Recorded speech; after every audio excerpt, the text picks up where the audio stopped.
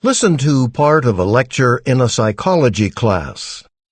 Okay, let's begin with a quick review. We've covered different aspects of preverbal development in infants, like when they're making random motions and sounds, or recognizing voices, or beginning to discriminate between different sounds.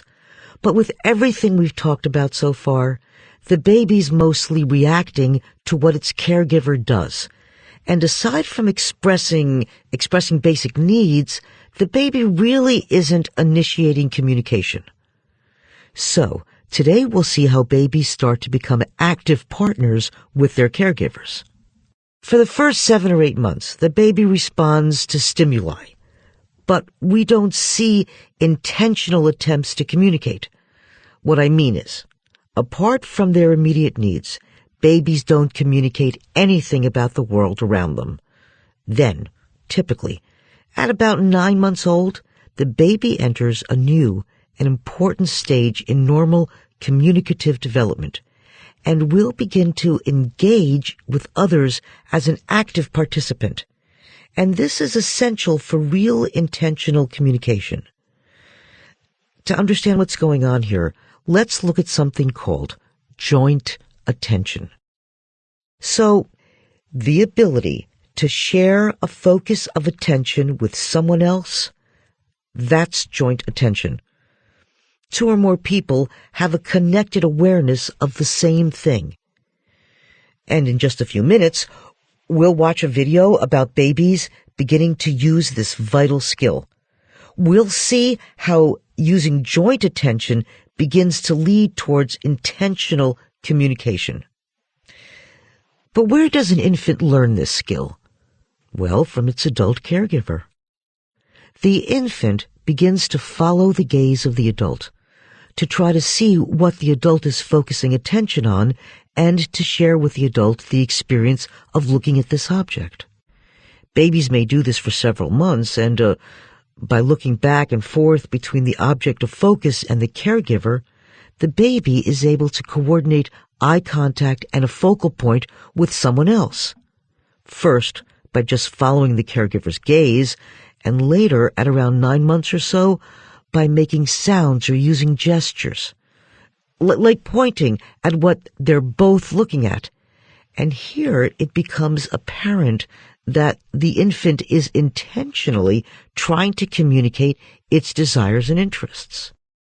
This is a big breakthrough in the infant's life, because now it's not just the adult directing the baby's attention, but the baby has learned to deliberately attract and direct the adult's attention. Like when a baby sees a cat and points to it while looking at the caregiver, to try to get the caregiver to look at it too.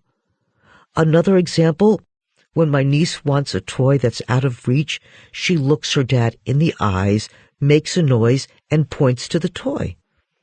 Of course, I don't have to mention my family. This isn't something particular to my niece. And by the way, these are considered to be 2 distinct types of pointing. The infant either points to request something, like a toy, or points to share something, like the interesting cat walking past. Oh, and another thing, the skill of joint attention is extremely important in building vocabulary, because it helps infants to see and understand what others are talking about. Think about it. How can you learn new words unless you understand what the speakers are referring to? The adult's words would be just sounds with no meaning. So when the child hears an adult say a new word, it can learn the meaning of this vocabulary by matching the language with whatever they're both looking at. That is the focus of their joint attention. And when the infant itself begins to control their joint attention, to point and, in effect, to get the adult to name things, well, as you might guess, vocabulary learning increases dramatically. Okay, so over the next 2 weeks, we'll see what happens when infants begin to control joint attention. This will give you insights into everything from language development in infants to their social and emotional development. and help you understand how to create the best possible learning environments for them, and also to support children who have developmental problems or disabilities. All right, now for that video of some infants who haven't yet learned to make active use of joint attention, along with some who have. This video really captures the differences. Some of you may want to do your semester project on how infants actively use this skill, joint attention.